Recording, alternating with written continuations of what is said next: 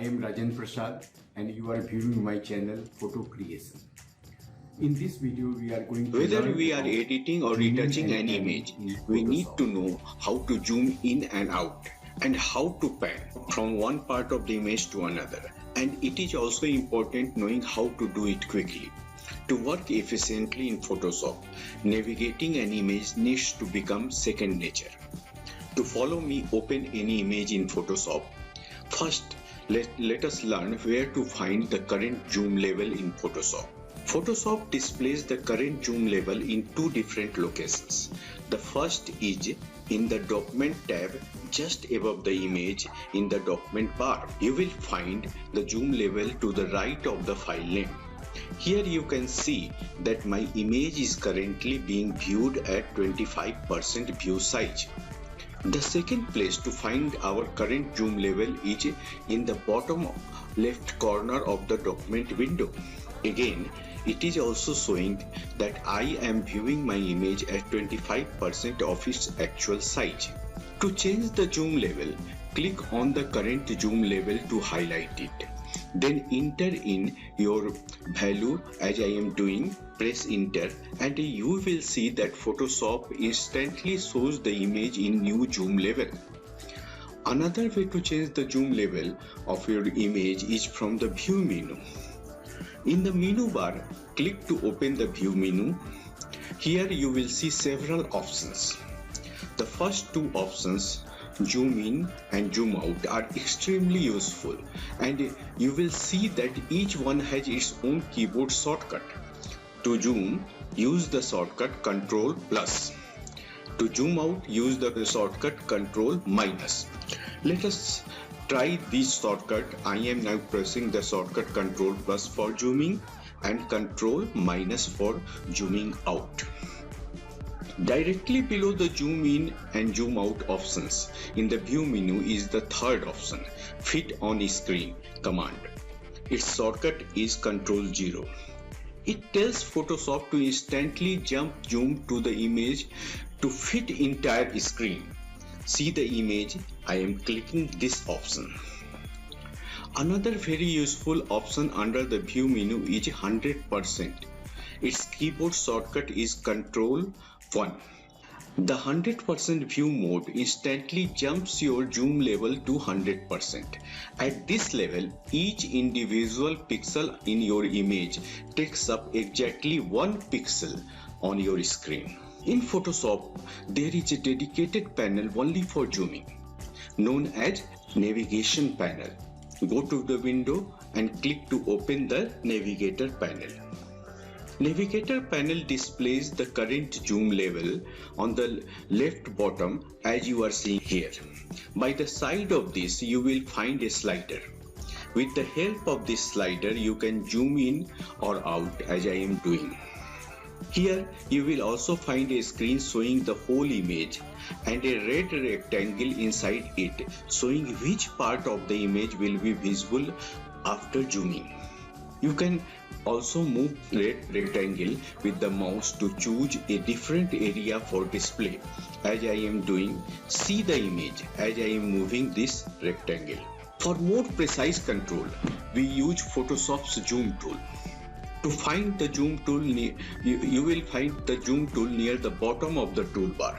Click on the zoom tool to select it. You can also select the zoom tool with the shortcut Ctrl-Z. When the zoom tool is selected, your mouse cursor will change into a magnifying glass with the plus sign in the middle of it.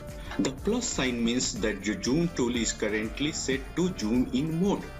To zoom in on a specific part of your image, simply position the zoom tool over the area and click. Click repeatedly on the same spot to zoom in ever closer.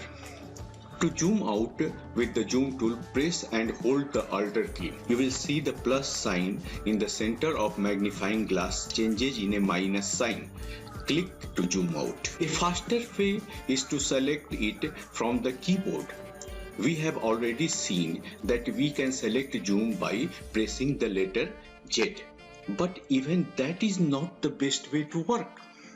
A better way to temporarily switch to the zoom tool is by pressing and holding the Ctrl and a spacebar. This switches to the zoom tool from whichever tool was active. See, the mouse has turned into magnifying glass again. Click on an area of the image to zoom in. If you need to zoom out the image, press and hold Ctrl, Alt and a spacebar and click to zoom out. Another way to use the zoom tool is by taking advantage of a feature known as continuous zoom. First, select the zoom tool, click on a spot you want to zoom in and keep your left mouse button held down to zoom continuously inward until you release the mouse button. To zoom out, press Alt key and click and hold left mouse. There is also a way to zoom much faster into your image and gain final control over your zoom level. And that is by using Photoshop's scrubby zoom. Let us see what is scrubby zoom. First, select zoom tool, click on the spot you want to zoom in, click the mouse and with your mouse button still held down, drag your mouse left or right. Dragging to the right will zoom in, drag to the left to zoom out. If you drag quickly, you will zoom in quickly, and if you drag slowly, you will zoom in slowly.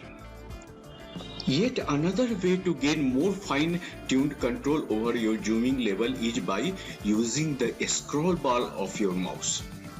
Hover your mouse cursor over the area you want to zoom, then press and hold Alt key on your keyboard and scroll your mouse wheel up or down. Scroll up to zoom in and scroll down to zoom out. Scroll quickly or slowly to control the speed of your zoom. The nice thing about this trick is that you don't need to have the zoom tool selected. A moment ago, we learned how to use Photoshop scrubby zoom feature. By default, scrubby zoom is enabled in the toolbar, but we can disable it for yet another way to zoom the image. With the zoom tool selected, you will find the scrubby zoom option in the options bar along the top of the screen. To disable it, click inside this checkbox. Now simply click and drag out a selection box around the area where you want to zoom in. When you will reach your mouse button, Photoshop instantly zooms into an area you selected and centers it on the screen. An obvious problem when we are zoomed in is that we can see only the part of the image we have zoomed into. When that happens, we need a way to move and reposition the image so that we can inspect different areas. This is known as panning. To pan an image, we use the hand tool. You will find it directly above the zoom tool near the bottom of the toolbar, and its shortcut is H. When the hand tool is selected, your mouse cursor changes to a hand icon, as you are seeing here. To pan from one part of the image to another, click with hand tool, keep your mouse button held down and drag the image around inside the document window. You can move the image in any direction. Selecting the hand tool from the toolbar each time you need it can be time consuming. So for temporarily selecting the hand tool when any other tool is active, press and hold the spacebar on your keyboard, click and drag the image to move it. A better way to scroll the image, and one that does not need the hand tool to be selected, is to use the scroll wheel of the mouse. Scroll the wheel to move the image upward in the window, or scroll down to move it downwards.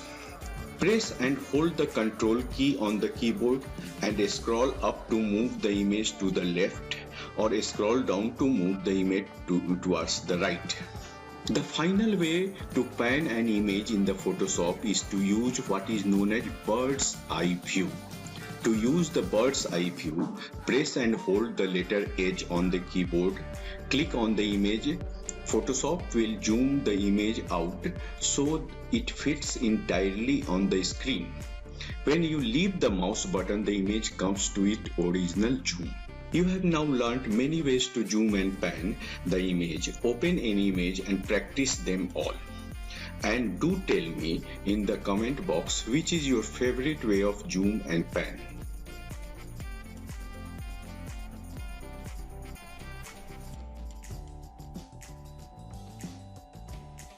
I hope you enjoyed our tutorial.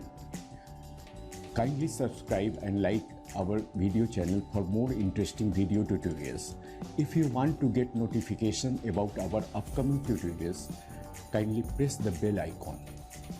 See you again in the next tutorial. Goodbye and have a nice day.